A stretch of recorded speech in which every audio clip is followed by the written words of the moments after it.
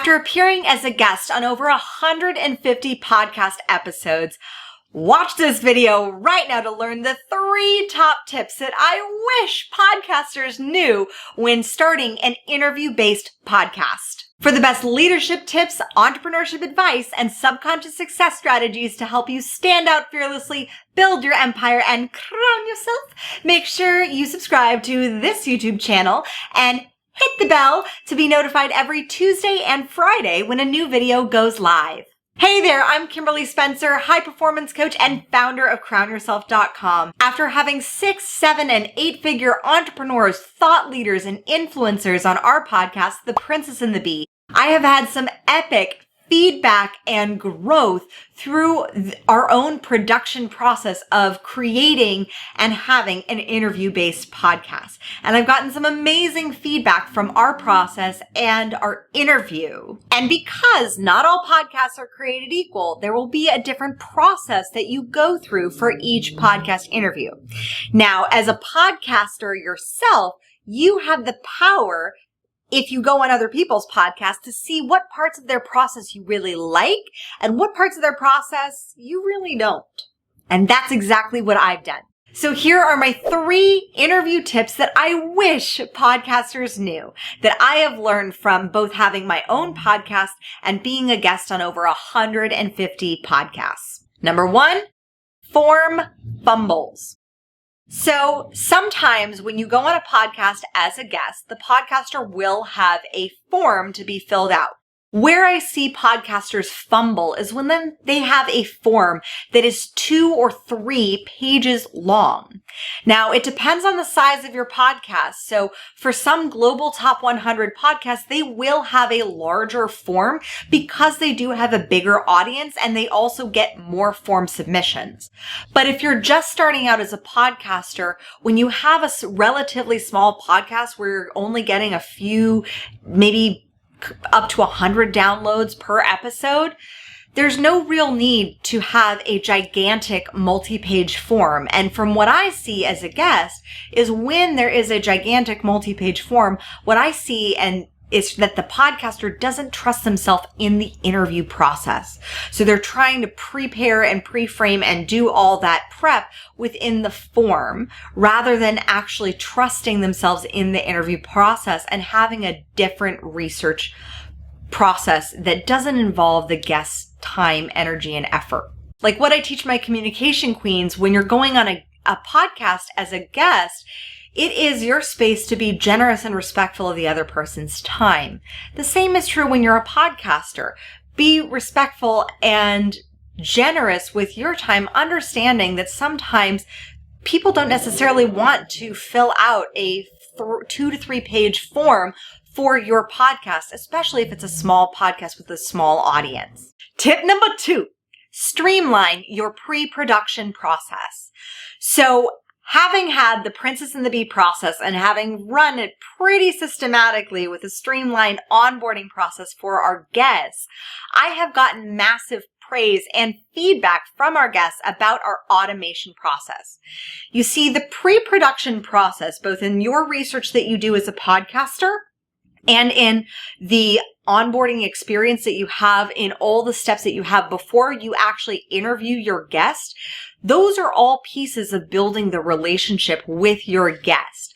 So as a podcaster, if you can set your guest up for success and automate some of your processes, and watch this video if you want some really amazing podcast automation processes to help you with this, if you can prepare your guest and streamline that onboarding process, it'll give your guest a greater sense of confidence when going on to your podcast.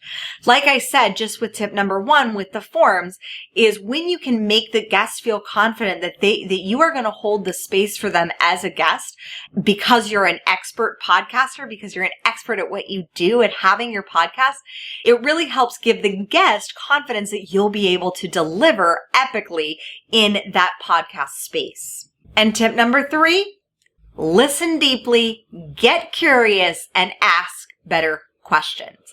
Now, I know that was kind of like 3 steps within one, But this is where the meat of it really comes down to in the actual interview. When you're in an interview, if you have a whole bunch of formulaic questions, first of all, this can also make your audience feel very tired because they kind of know what to expect. They have that, they may like the structure, but they know that those questions are coming. And while each guest will have a different answer, sometimes having that formula can feel formulaic. It doesn't bring out the depth and the richness of a conversation that can really happen when you as a podcaster know how to deeply listen. And what I mean by deeply listen and getting curious is listening beyond the words that your guest is speaking about, listening to their tonality of their voice, listening to the physiology, if you have a video podcast, how they're moving their body, listening to the words that they're saying, and then getting curious and asking deeper questions. This is how on our podcast, The Princess and the Bee, I've actually had people share things that they have literally told me after, I've never shared that on any platform publicly ever before. This is how you get to those deep, rich moments of empathy and personalization that make your show different than any other podcast that they've been on. If you can really learn how to listen deeply, get curious, and ask really powerful questions that lean in to a guest's story, it'll change the way that your guest shows up. For example, I was giving one interview with a therapist on my podcast, and in her interview, she started to share some things that happened in her childhood that really impacted how her life and career had turned out and what she had chosen to do as an adult.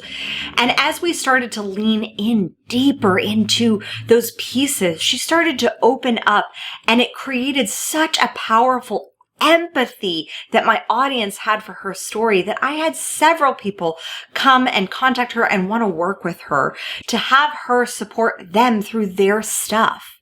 That is the power that you can have as a podcaster to open up greater possibility for your guests when you know how to lean in and ask better questions and you get curious about what it is that your guest has to say and share.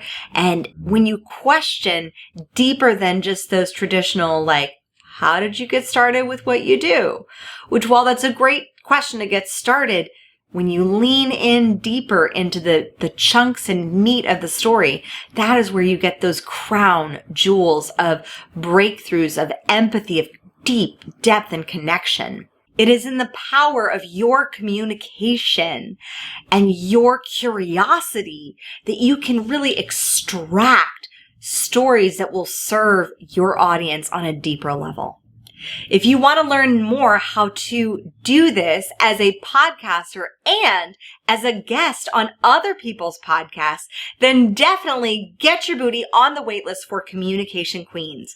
Communication Queens is my 8-week signature group coaching program where I walk you through the 7-step framework to get you profiting from podcasting, whether it's as a guest or with your own podcast. So if you're looking to take your podcast to that next level, or if you're looking to take your communication and performance on other people's podcasts to the next level, then definitely get your booty in to Communication Queens. And if you like this video, be sure to hit the like button, subscribe, and share it with your friends. As always, my fellow sovereigns, own your throne, mind your business, because your reign is now. For more tips and tricks on podcasting, check out these videos next. Check out these videos next on how